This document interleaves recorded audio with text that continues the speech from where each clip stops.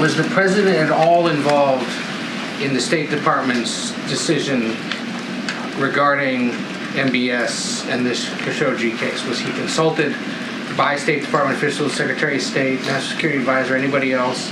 So was he asked to weigh in? I'm not aware. I'm just going to answer that. I'm not aware of any conversations providing advance notice, and so I can just say that I am not aware of any of any advance notice to this particular issue.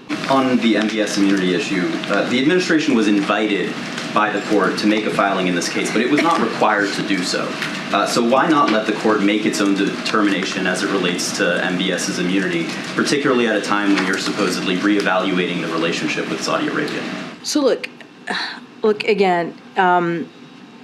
It's a federal court requested the government's legal position, so the Department of Justice provided it. That is what occurred, and that is what happened. It was not required, is the I would refer you to the State Department on any other specifics. Does the president have any concerns that the administration may be sending the wrong message about his commitment to holding the Saudis accountable on human rights?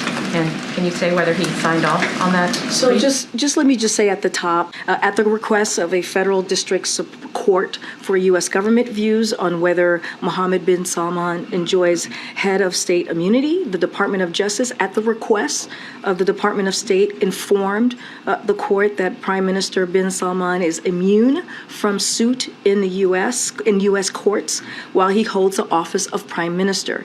It's nothing to do with the merits of this case. Want to be very clear on this, but this is something that that the State Department and the Department of Justice has more details on. So I would certainly refer you to them.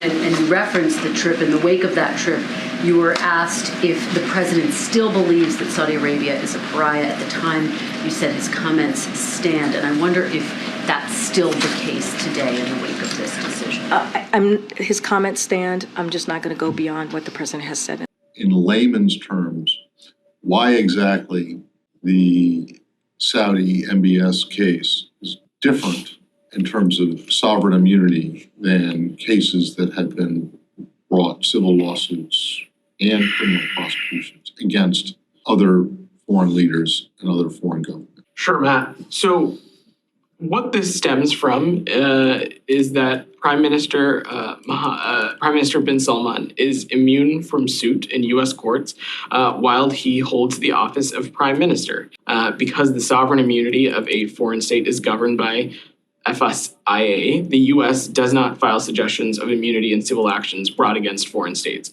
That, however, does not address the immunity of a head of government, which is at issue in this case. Okay, so the difference is that this was a suit that's filed against him personally? That is my understanding. Rather than against the Saudi government? Correct. So does that mean that if the suit was filed against the Saudi government, you wouldn't weigh in with an opinion? I will let the Department of Justice speak to the specific legal They're a little mechanisms. bit busy right now. I will let them. I don't think we're going to get an answer from them on this. I will let them speak to the specific mechanisms, but as it relates to this case specifically that arose overnight, this immunity flows directly from the Crown Prince's role as Prime Minister. Prior to him being named Prime Minister, this suggestion of immunity wouldn't have applied. I'm not going to get into hypotheticals or what that's not a hypothetical. That is an actual fact that he was not Prime Minister as of a couple of weeks ago, and now he is. What I can say, Matt, is that this designation that that was filed last night stems from the fact that he is a head of government. Suit is brought against a government like Iran, like North Korea, like Sudan. The State Department doesn't weigh in on sovereign immunity grounds? We are weighing in because there was No. I mean, not in this case, but I mean in other cases. Right. What I am trying to explain my understanding of the mechanism, which is in this, the court asked the Department of Justice to do so. It is not my understanding that courts would do so if the defendant is a sovereign state versus an official. But again, I will let. First of all, it's been critics of the decision to grant the Crown Prince immunity or to determine he does have immunity in this case, accused the administration of slow walking the process, which, in the duration of that time, the Crown Prince was able to take on the title of Prime Minister. Just want to say, was there any kind of delay on behalf of the State Department, and did the determination, or did taking on the title of Prime Minister, was there any kind of coordination between Saudi Arabia and the State Department over that topic?